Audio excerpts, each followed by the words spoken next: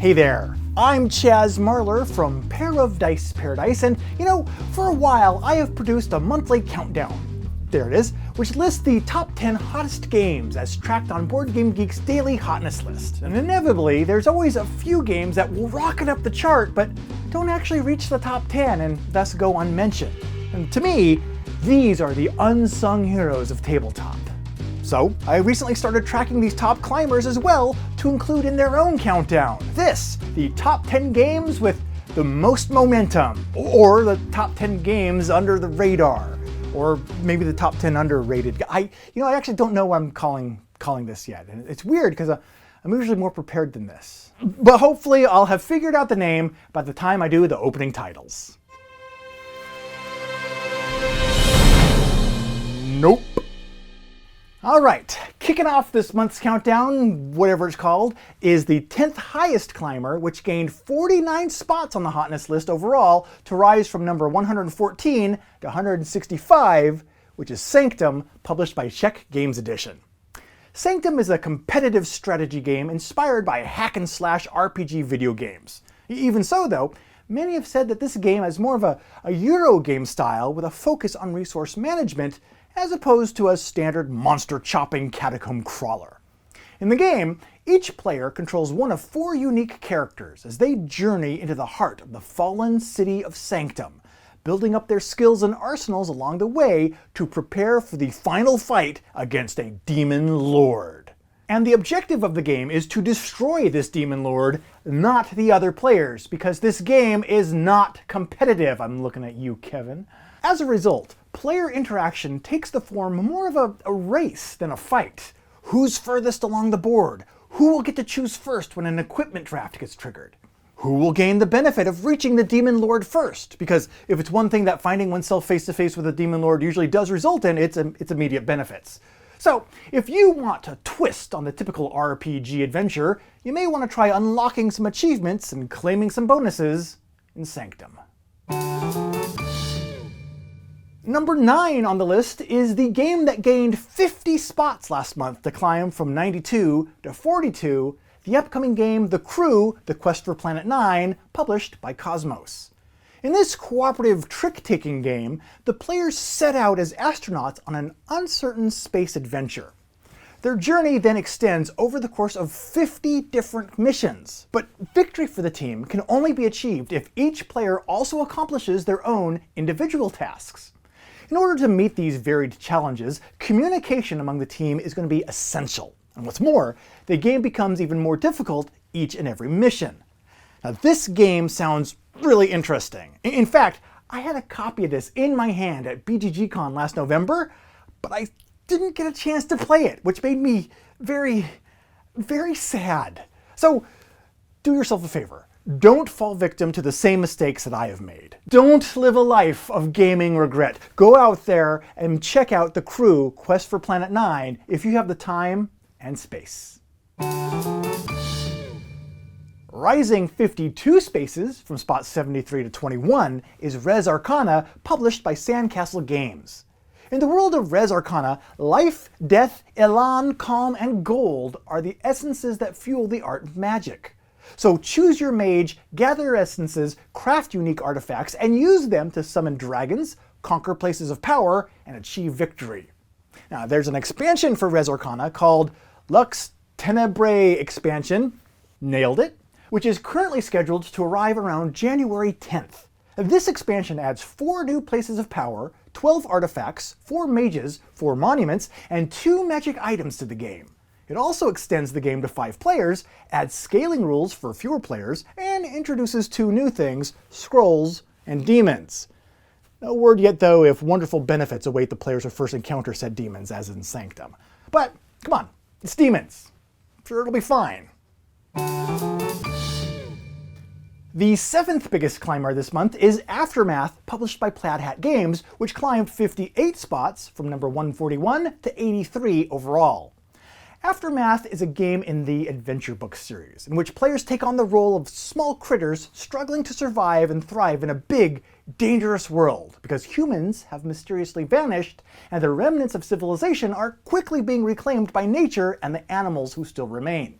Over the course of 20 story-driven missions, the characters will leave the safety of their colony and venture out into the abandoned world to scavenge the ruins of mankind in search of food and supplies. But beware, because the world is filled with bandits, predators, and, if this month's trend continues, wandering altruistic demons. Regardless though, players must know when to fight and when to flee in order to survive.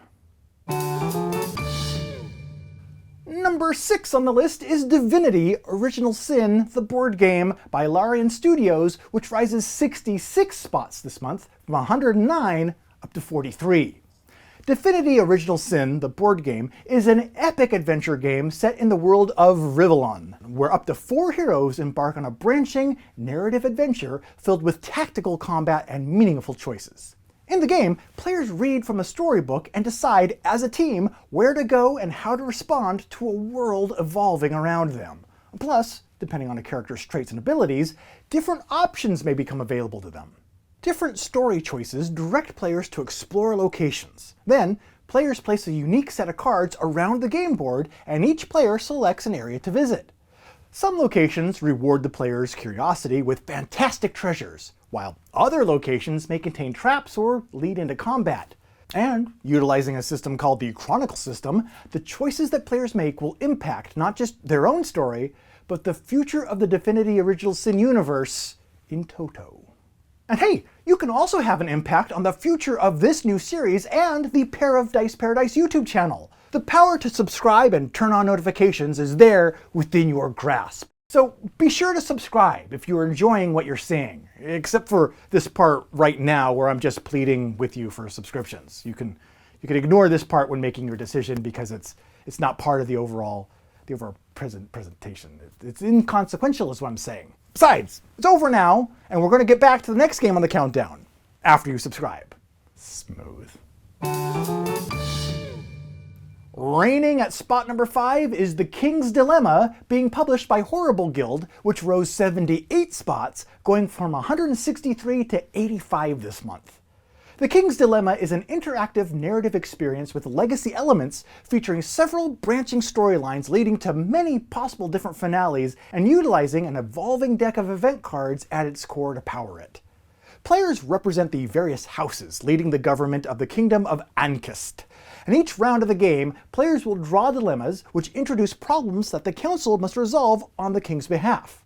Now, as members of the king's inner circle, you, the players, have decisions you have to make which will determine how the story proceeds and the eventual fate of the kingdom unfolds.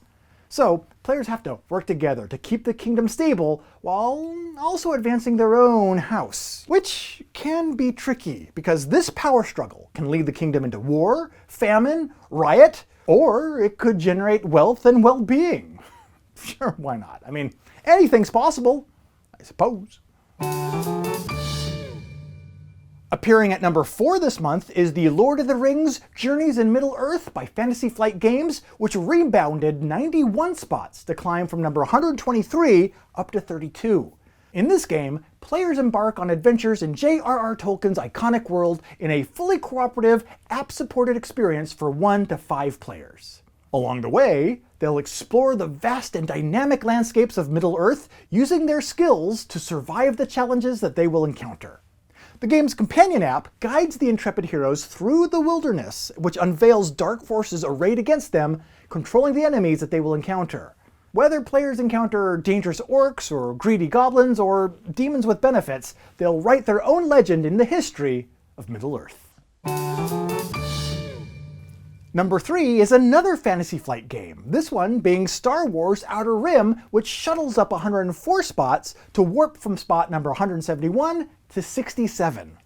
In Outer Rim, 1 to 4 players take on the role of an underworld denizen setting out to make their mark on the galaxy. Along the way, they're going to travel the Outer Rim, hire legendary Star Wars characters to join their crew, and try to become the most famous, or infamous, outlaw in the galaxy. But you know, all of this is not going to be easy, since the warring factions of the galaxy also roam the Outer Rim, hunting down the scum that have proven to be a thorn in their side. You. Each scoundrel out there may follow a different path to victory in the Outer Rim, depending on the ship, the characters, the gear, the reputation, modifications, jobs, and bounties that they invest in along the way.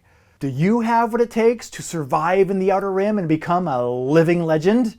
Or will you end up being a dead legend? You know what, in some games, that barely takes any effort at all. Apparently, it just wouldn't be a countdown of tabletop games without a Stonemaier Games game in on the list, which brings us to number 2, Viticulture Essential Edition, which gained 110 spots, going from number 172 up to 62 this month. In Viticulture, players have inherited meager little vineyards, and they start the game with a few plots of land, an old crush pad, a tiny cellar, and 3 workers at their disposal. But you know what? They also have a dream. The same dream shared collectively among all the players, coincidentally enough, and that dream is to make their winery a true success. And so they fight. Well, metaphorically, in a competitive winemaking sense, they fight. Using their workers and attracting visitors, players expand their vineyards by building structures, planting vines, and filling wine orders. And the player that does it the best will become the owner of the most successful haunted winery in Tuscany. So what makes this Viticulture Essential Edition essential? Well, this version of the game includes all the components for Viticulture, but also adds some of the expansions from Tuscany, including 36 Mama and Papa cards, field cards, previously known as properties, expanded and revised visitors, and 24 Automa cards for a solo variant, along with a couple of other minor rules changes. And the game that caught the most players' attention and climbed the highest on this month's list is On Mars from Eagle Gryphon Games, which rose 139 spots, going from number 162 up to 23 overall. In On Mars, each player's goal is to develop a self-sustaining Martian colony independent of any terrestrial organization. As the colony expands, players will shift their focus to constructing mines, power generators, water extractors, greenhouses, oxygen factories, and shelters. But doing so will require understanding the importance of water, air, power, and food, the necessities for survival.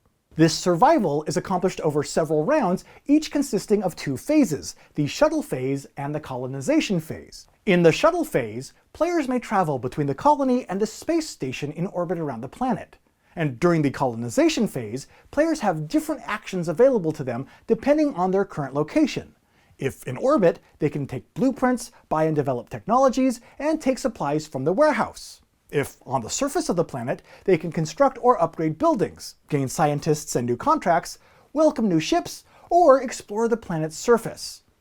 Throughout the course of the game, players are also trying to complete missions. And once a total of 3 missions has been completed, the game ends, and the player with the most victory points, called opportunity points, is declared the winner.